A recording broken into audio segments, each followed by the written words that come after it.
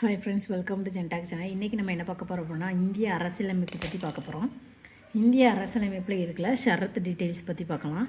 அதாவது article 1, article 2 அதை பற்றி பார்க்கலாம். இந்திய அரசியலமைப்பு எத்தனை பகுதிகளாக இருக்குது அப்படின்னா 22 பகுதிகளாக இருக்குது. எத்தனை பிரிவுகளை கொண்டுள்ளது அப்படின்னா 395 பிரிவுகளை கொண்டுள்ளது.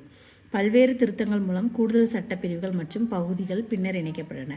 இந்திய அரசியலமைப்பில் 12 அட்டவணைகள் உள்ளன. எத்தனை அட்டவணைகள் அப்படின்னா 12. இந்திய அரசியலமைப்பின் ஒவ்வொரு பிரிவின் நோக்கத்தையும் பின்னணியும் புரிந்து கொள்ள ஒவ்வொரு பகுதிக்கும் எதிராக இணைப்புகள் கொடுக்கப்பட்டுள்ளன. பல்வேறு பகுதிகள் மற்றும் அத்தியாயங்களின் கீழ் பிரிக்கப்பட்ட 1 முதல் 395 முதல் அனைத்து பிரிவுகளுக்கும் தலைப்புகள் குறிப்பிடப்பட்டுள்ளன. முன்னுரை மற்றும் ரத்து செய்யப்பட்ட பிரிவுகள் அல்லது பகுதிகள் சிறப்பாக குறிப்பிடப்பட்டுள்ளன. 1949 நவம்பர் 26வது நாளில் நமது சட்டமன்றத்தில் இந்திய அரசியலமைப்பை ஏற்றுக்கொண்டு இயற்றவும் நமக்கே வழங்கவும் இது கொடுத்துருக்காங்க.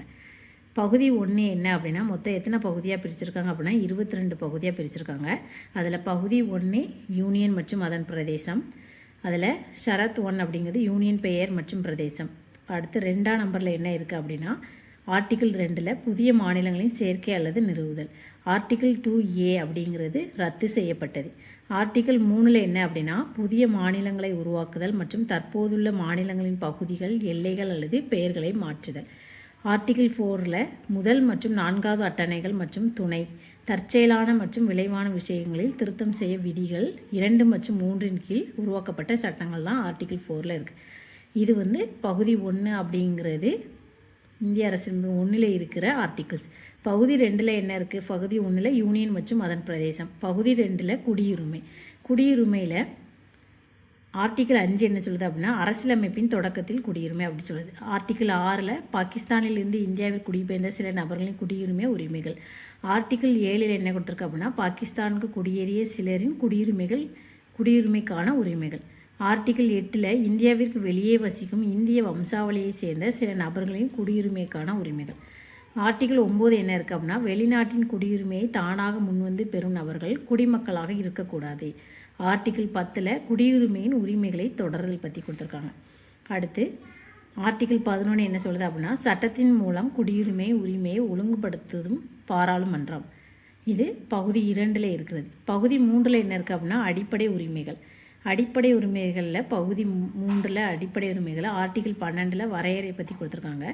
ஆர்டிக்கிள் 13 என்ன கொடுத்துருக்காங்க அப்படின்னா, அடிப்படை உரிமைகளுக்கு முரணான அல்லது இழிவுபடுத்தும் சட்டங்கள் சமத்துவத்திற்கான உரிமை அப்படின்னு கொடுத்துருக்காங்க. சமத்துவத்திற்கான உரிமை இதில் கொடுத்துருக்காங்க அப்படின்னா 13. அடுத்து 14 அப்படின்னா, சட்டத்தின் முன் சமத்துவம் அப்படிங்கிறது ஆர்டிக்கிள் 14 கொடுத்துருக்காங்க. ஆர்டிக்கிள் 15 மதம், இனம், ஜாதி, பாலினம் அல்லது பிறந்த இடம் ஆகியவற்றின் அடிப்படையில் பாகுபாடு காட்டுவதை தடை செய்தல் அப்படி கொடுத்துருக்காங்க. ஆர்டிக்கிள் 16 என்ன கொடுத்துருக்காங்க, பொது வேலைவாய்ப்பு விஷயங்களிலும் சமத்துவம். அடுத்து ஆர்டிக்கிள் 17 தீண்டாமை ஒழிப்பு. ஆர்டிக்கிள் 18 என்ன கொடுத்துருக்காங்க அப்படின்னா, பட்டங்களை ஒழித்தல், சுதந்திரத்திற்கான உரிமை. ஆர்டிக்கிள் 19 பேச்சு சுதந்திரம் முதலியான தொடர்பான சில உரிமைகளை பாதுகாத்தல் ஆர்டிக்கிள் 19. ஆர்டிக்கிள் 20 என்ன இருக்குது அப்படின்னா, குற்றங்களுக்கான தண்டனை தொடர்பு பாதுகாப்பு. ஆர்டிக்கிள் 21 என்ன இருக்குது, வாழ்க்கை மற்றும் தனிப்பட்ட சுதந்திரத்தின் பாதுகாப்பு. ஆர்டிக்கிள் 21A என்ன இருக்குது அப்படின்னா, கல்விக்கான உரிமை. கல்விக்கான உரிமை எது அப்படின்னா ஆர்டிக்கிள் 21A. ஆர்டிக்கிள் 22 சில வழக்குகளில் கைது மற்றும் தடுப்பு காவலிலிருந்து பாதுகாப்பு சுரண்டலுக்கான எதிரான உரிமை. ஆர்டிக்கிள் 23 மனிதர்களின் போக்குவரத்து மற்றும் கட்டாய உழைப்பு தடை. ஆர்டிக்கிள் 24 என்ன கொடுத்துருக்காங்க அப்படின்னா, தொழிற்சாலைகள் முதலியவற்றில் குழந்தைகளை வேலைக்கு அமர்த்துவதை தடை செய்தல். மத சுதந்திரத்திற்கான உரிமையும் ஆர்டிக்கிள் 24 தான் இருக்குது. 25 என்ன கொடுத்துருக்காங்க அப்படின்னா, மனசாட்சியின் சுதந்திரம் மற்றும் சுதந்திரமான தொழில் நடைமுறை மற்றும் மதத்தை பரப்புதல் பற்றி ஆர்டிக்கிள் 25 கொடுத்துருக்காங்க. ஆர்டிக்கிள் 26 என்ன கொடுத்துருக்காங்க அப்படின்னா, மத விவகாரங்களை நிர்வகிக்கும் சுதந்திரம். மத விவகாரங்களை பற்றி நிர்வகிக்கும் சுதந்திரம் அப்படிங்கிறது ஆர்டிக்கிள் 26. ஆர்டிக்கிள் 27 என்ன கொடுத்துருக்காங்க அப்படின்னா, எந்த ஒரு குறிப்பிட்ட மதத்தை மேம்படுத்துவதற்காக வரி செலுத்துவதற்கான சுதந்திரம் கொடுத்துருக்காங்க.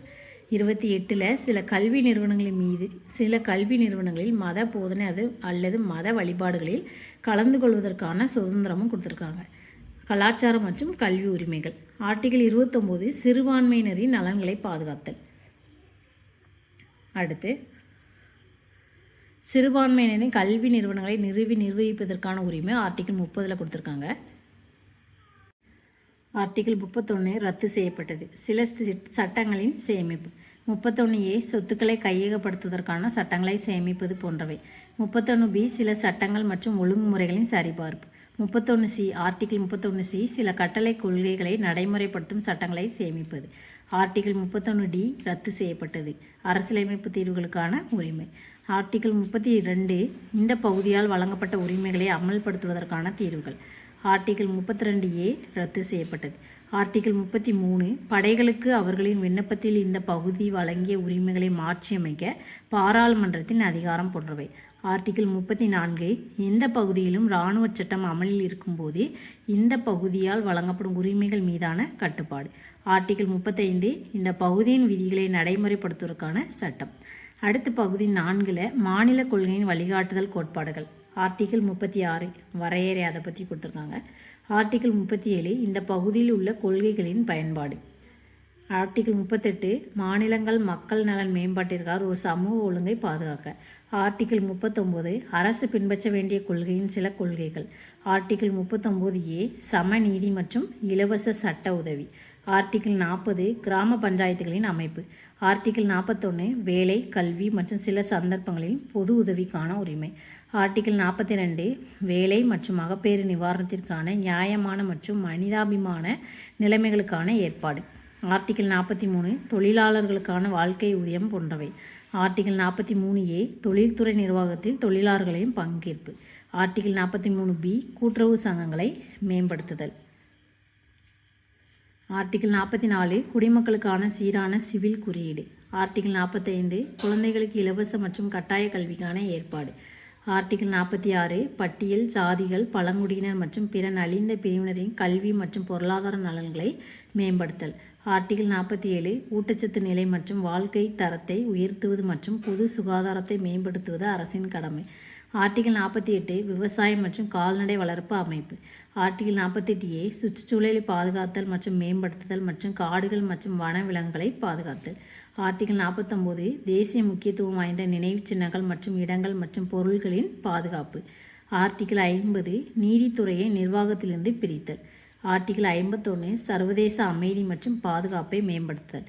ஆர்டிகிள் 51A அடிப்படை கடமைகள். பகுதி 4A அடிப்படை கடமைகள் இருக்குது. ஆர்டிகிள் 51A அடிப்படை கடமைகள். பகுதி 5 தொழிற்சங்கம். அத்தியாயம் 1 நிர்வாகி தலைவர் மற்றும் துணைத் தலைவர். ஆர்டிகிள் 52 இந்திய ஜனாதிபதி. ஆர்டிகிள் 53 ஒன்றியத்தின் நிர்வாக அதிகாரம். ஆர்டிகிள் 54 ஜனாதிபதி தேர்தல். ஆர்டிகிள் 55 ஜனாதிபதியை தேர்ந்தெடுக்கும் முறை. ஆர்டிகிள் 56 ஜனாதிபதியின் பதவிக்காலம். ஆர்டிகிள் 57 மறு தேர்தலுக்கான தகுதி. ஆர்டிகிள் 58 ஜனாதிபதியாக தேர்ந்தெடுக்கப்படுவதற்கான தகுதிகள். ஜனாதிபதி அலுவலகத்தில். ஆர்டிகிள் 59 நிபந்தனைகள். ஆர்டிகிள் 60 ஜனாதிபதியின் உறுதிமொழி அல்லது உறுதிமொழி. ஆர்டிகிள் 61 ஜனாதிபதியை பதவி நீக்கம் செய்வதற்கான நடைமுறை. ஆர்டிகிள் 62 குடியரசுத் தலைவர் பதவியில் உள்ள காலியிடத்தை நிரப்புவதற்கான தேர்தல் நடைபெறும் நேரம் மற்றும் சாதாரண காலியிடத்தை நிரப்ப தேர்ந்தெடுக்கப்பட்ட நபரின் பதவிக்காலம். ஆர்டிகிள் 63 இந்திய துணை ஜனாதிபதி. ஆர்டிகிள் 64 துணை குடியரசுத் தலைவர் மாநிலங்களவையின் அதிகாரப்பூர்வ தலைவராக இருக்க வேண்டும்.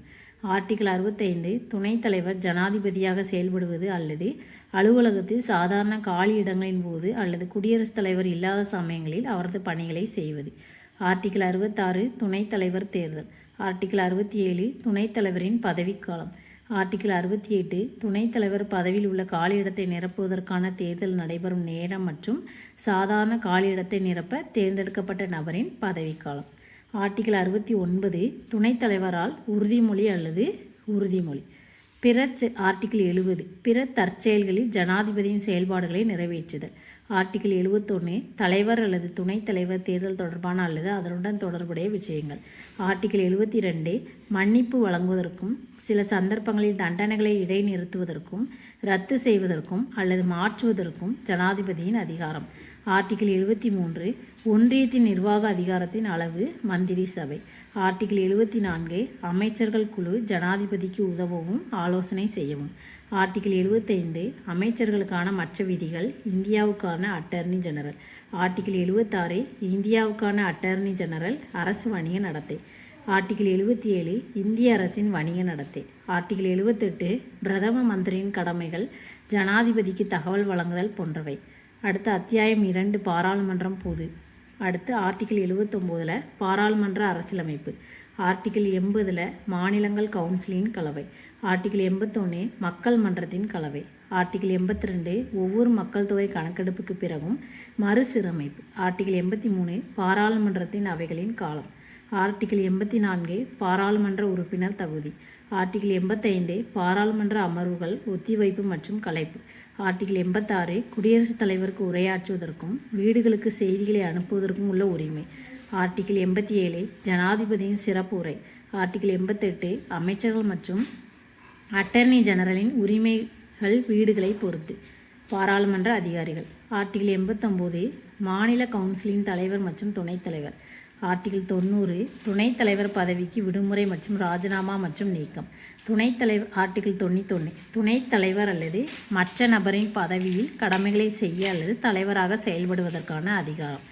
ஆர்டிகிள் 92 அவரை பதவியில் இருந்து நீக்குவதற்கான தீர்மானம் பரிசீலனையில் இருக்கும்போது தலைவர் அல்லது துணைத் தலைவர் தலைமை தாங்கக்கூடாது. ஆர்டிகிள் 93 மக்கள் மன்றத்தின் சபாநாயகர் மற்றும் துணை சபாநாயகர்.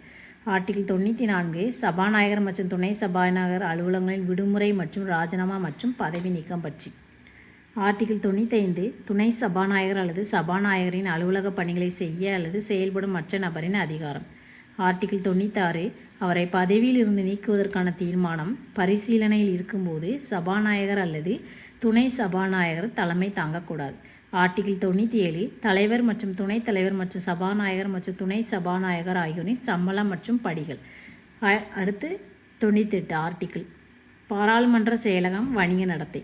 ஆர்டிகிள் 99 உறுப்பினர்களால் உறுதிமொழி அல்லது உறுதிமொழி.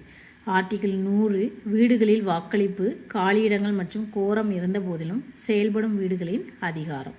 உறுப்பினர்களின் தகுதி நீக்கம். ஆர்டிகிள் 101 இடங்கள் விடுமுறை. ஆர்டிகிள் 102 உறுப்பினர் தகுதியின்மை. ஆர்டிகிள் 103 உறுப்பினர்களின் தகுதி இழப்புகள் தொடர்பான கேள்விகளின் மீதான முடிவு.